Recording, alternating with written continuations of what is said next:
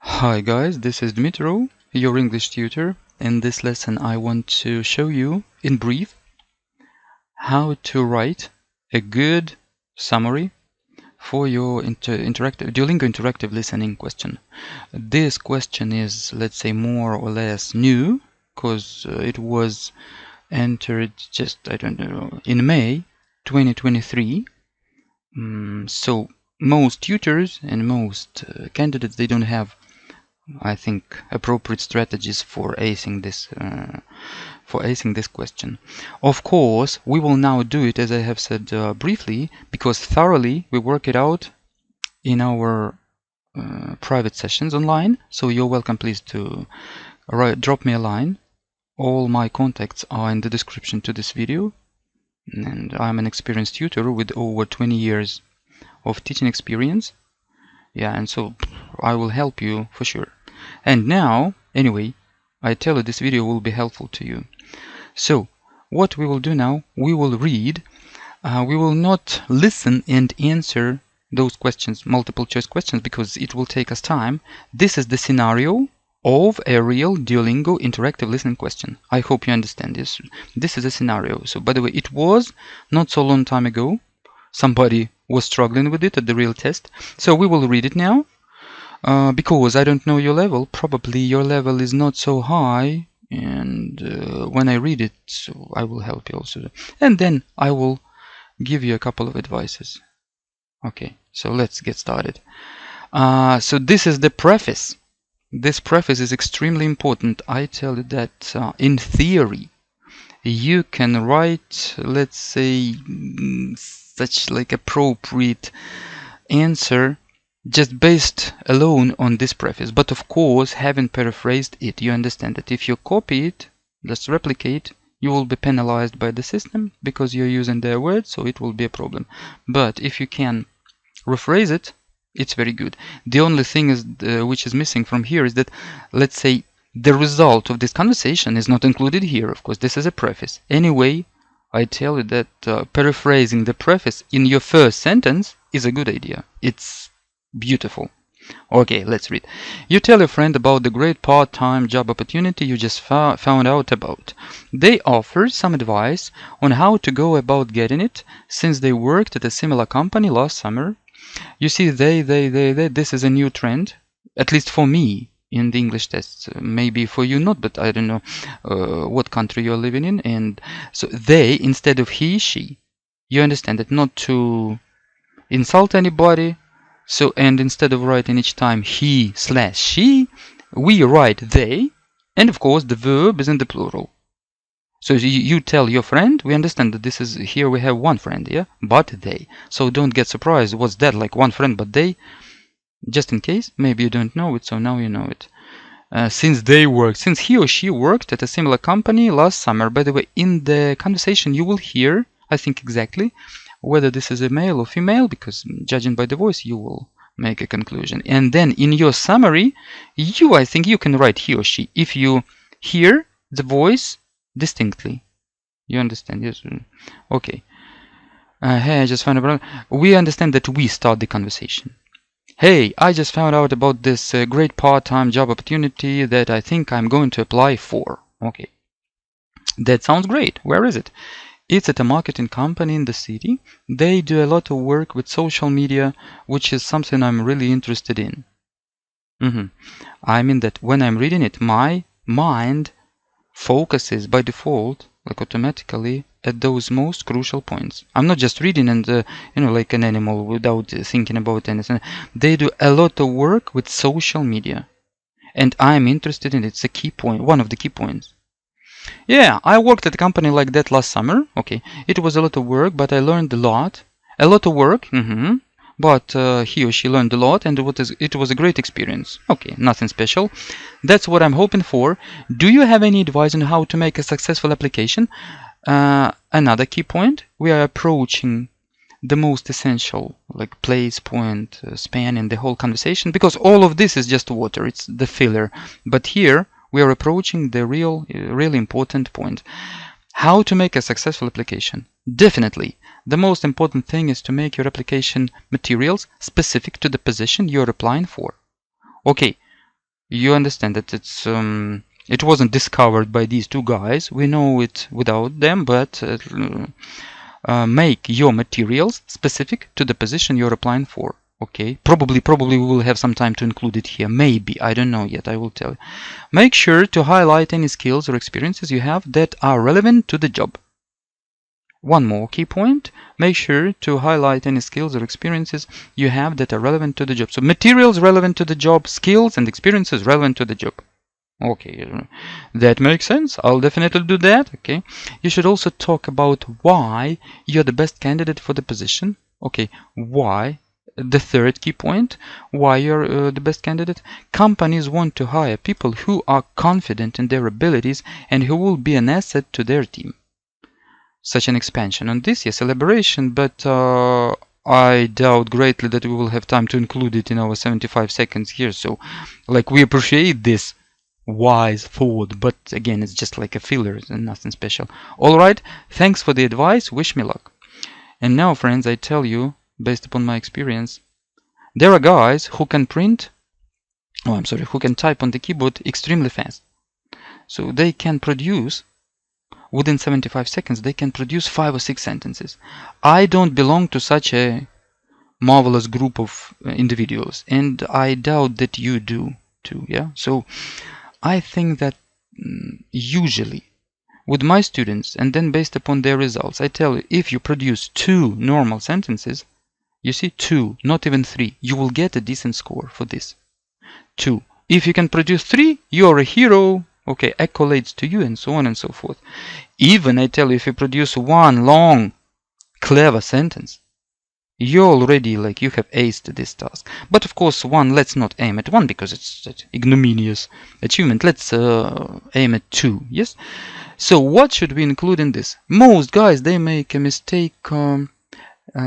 You see, the word summary speaks for itself. Summary. You should think globally. You should think broadly. Ignore the details. They will kill you. A lot of guys, they start writing something like that. A student or the student had some problems. No, not problems. Wanted to apply for a position in the company because, in the marketing. So he asked their friend for advice. Full stop. Then the friend told that if you want to you should include relevant, and your time is up. Yes, and so it's impossible. So don't go into the details. Summary is the most global. You should general information. And what general we have here? The preface, as I told you. The first sentence. Yes. Sometimes we can even ignore this, but let's stick to a general approach. And the second, this will be like, what advice, the gist of advice which the friend has given you.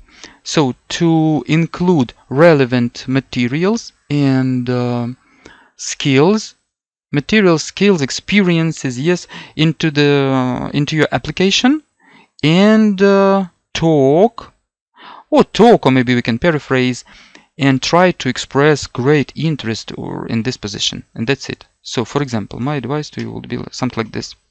The first sentence, you remember our paraphrased preface.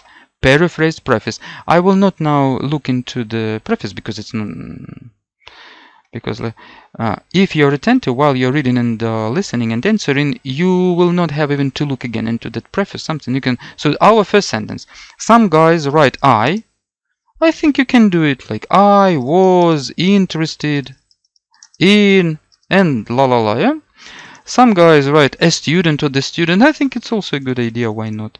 Because philosophically speaking, we have like a student. We don't know him or her. Yeah. So it's a student. On the other hand, this is the our conversation. So we have 2 distinct people, and so we can write there. Yeah, I think we can. So let's start with a. So I start a student was interested in a position.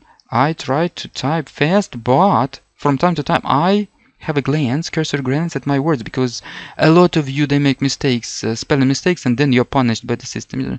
A student was in a position in a marketing company. I look at the timer. If I type very fast, I can put a comma or something, and then so and They were hesitating as to what materials to include in the application. It's in case if you can type fast. If you cannot, then we just drop this part. And the second, don't write, in this case, don't write so he addressed or approach his friend for advice. It's a nice phrase, but it takes time. And you will not have time to write what the friend actually advised. So why should we sacrifice the essence of the answer just to write that he asked his friend for advice? It's a silly time and space filler. It will not yield you normal output. So their friend, because not, you see, I ignore asked for advice. Their friend, and here we can say recommended, suggested. Okay, let's say suggested. After suggested, we can use to do or doing. I love doing form here. So their friend suggested. You see, my mind remembered that we have here include, and probably it's I shot myself in the foot, because if I repeat it, reproducing suggested including, it's not a good idea, because you repeat, you reproduce, you will be punished for this. So their friend suggested, so not including, okay, let's say accentuating, okay, have it accentuating, materials again, I hear materials, yes, accentuating skills and experiences relevant or pertinent, I just to the target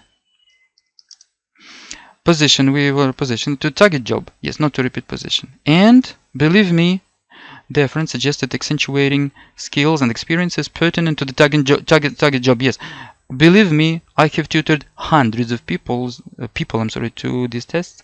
To Duolingo alone, maybe more than 100 for sure in these 3 or 4 years.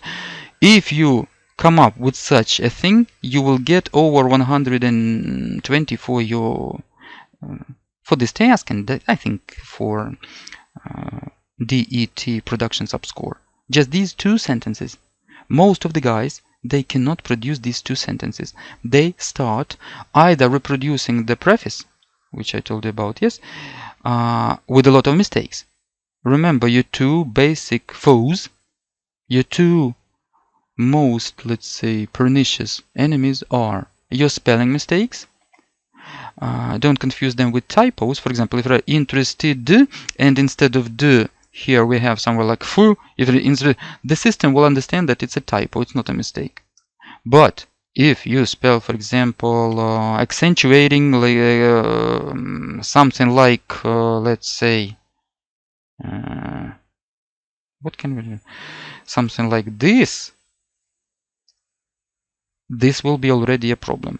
So your foe number 1 is spelling mistakes, and your foe number 2 is basic verbs mistakes. So mistakes in the predicates. For example, a student was interested. Yeah, some were interesting, something like that, and they were hesitating, and they hesitate, something like that. These are your worst mistakes. They will eat away more than half of your score. I tell you, because I have seen it multiple times, and it always works. So if your summary does not include these 2 types of mistakes, it's already good. It's already, let's say, 100, 110. Yes.